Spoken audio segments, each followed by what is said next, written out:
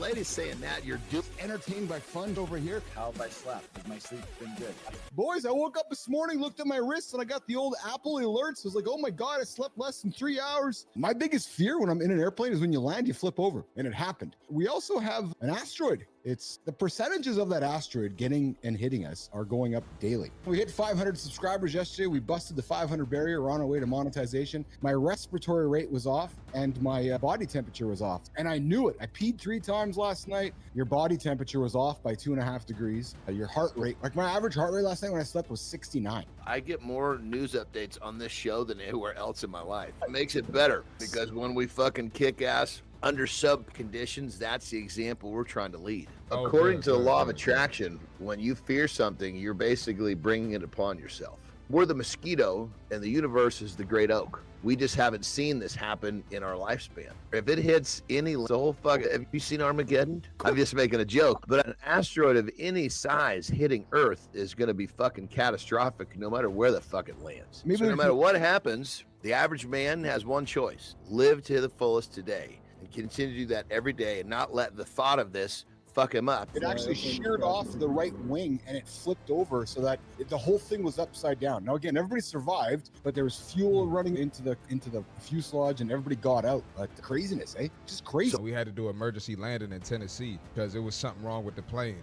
That shit was scary. It's a bunch of 300-pound men. You got to take the luggage off and put it into the backup trailer plane to land it where the guys are heading, right? The funny thing is, I was talking to Marty a couple days ago. I'm like, dude, we might just have to do a segment or a little show called The X-Files, because the shit that people put up on that platform, Marty, is beyond ridiculous. Every time you judge, you have to ask yourself, what am I avoiding? Yeah. A lot of people want the win. They want the transformation. They want the breakthrough. But instead of taking action, they judge. The next time you catch yourself judging, pause, ask yourself, what am I avoiding? AI is everywhere, right? It is all over the place. Every single day we see new models being released. Elon's platform released Grok 3 on Friday. And I'm talking AI isn't taking your job, but someone who adapts faster might. Because it isn't replacing people, but people who learn to work with it will replace those who don't. The future belongs to those who take action. AI is not going away. It's only making our world much more productive and much more valuable. The robot wave is real. It is coming. So I would invite you guys all to pay attention. If you're not emptying the clip a couple times a week, you might not live as long. It's the overstimulation and the distraction of just being a human was not so thick. You can't half-ass your fitness because you're going to get half-ass results. You can't half-ass your job or your career or your business because you're going to get half-ass results. Leaders pull their pants down first. When the world starts treating you like you're special, you start believing it. And that's what happens when you get everything you ever wanted fast. A few extra zeros in the bank account. Suddenly, people treat you differently. Wealth without self-awareness is a dangerous mother drug. Because the money didn't make me bad. I did that all on my own. But what it did is it took losing a lot, breaking a lot, and rebuilding to see it. Amy Reinert's back. You know her, you loved her last time, and today we're going to dive in again. Amy's from Boston. She's a storyteller, a connector, and she's an all-around badass. Hashtag lift up, because we spend a lot of time on social media, all of us do, and there's a lot of provocative stuff. There's like the video that you showed. There's a lot of anger. There's a lot of hate. Lift up is my reminder not to jump in, but to engage and promote and support and model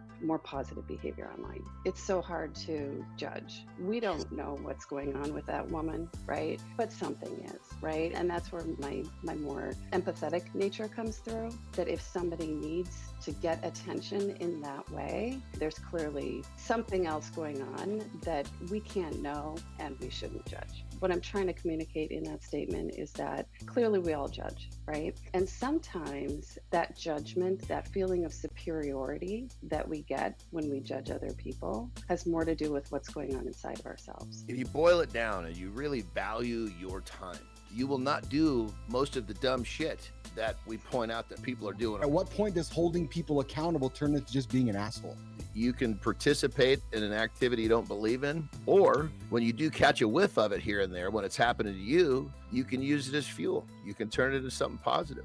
In an online world, on social media, we all want to project the best, right? Nobody wants to necessarily show the worst of what's going on in their life, because then there's consequences for that. You can't call me out for judging when you're doing something detrimental to society. For people who are really comfortable in that kind of environment, like a gym to me, it's like home. I love the clinking weights and the sound of the treadmill. Like, I love that. But you got to remember that it's not home for a lot of people, and it's a really intimidating environment. Whatever standard we use to measure our own worth, we use to judge others. The problem is most of us didn't choose the yardstick. It was handed to us by our parents, our schools, our workplaces, or society. It was shaped by our fears, what we don't want to be seen as. And worst of all, it locks us into the narrow way of seeing the world. I don't really fail, I learn or I win. And when you have that and you truly believe that, I suppose that makes perfect sense why it's so easy for me not to participate. If you're working towards something positive, it's going to be positive. If you're thinking negative, it's going to be negative. When you find inner peace and acceptance, judgments can fall to the wayside. Don't judge, don't look at the cars, don't look at the houses, look at the habits. Judge the man by how he lives on a day-to-day basis. Being a human being has, let's just call it 100 units of attention to give every day. That's all you got. Just quantify it.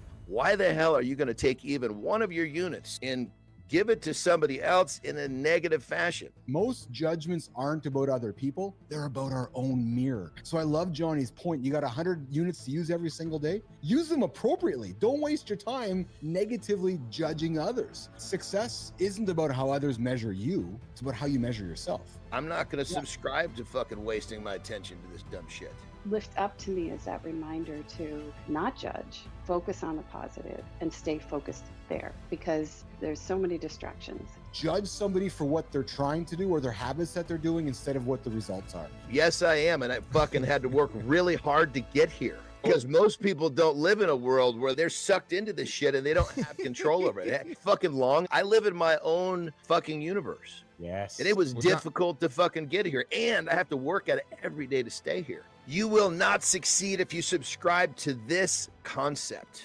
Perfect time and the perfect place. That is basically camouflaged procrastination. The perfect time is right now, and the perfect place is right here.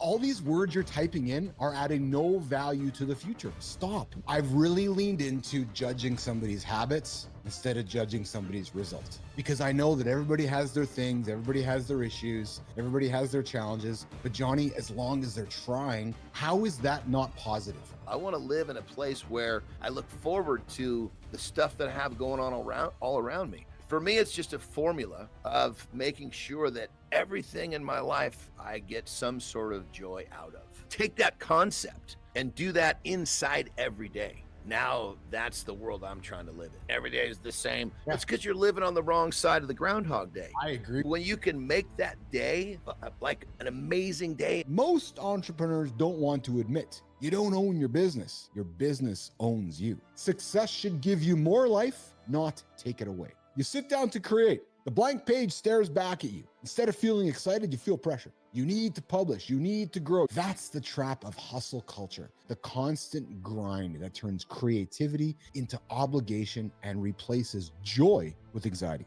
But what if there was another way? Sustainable creativity beats forced productivity every time.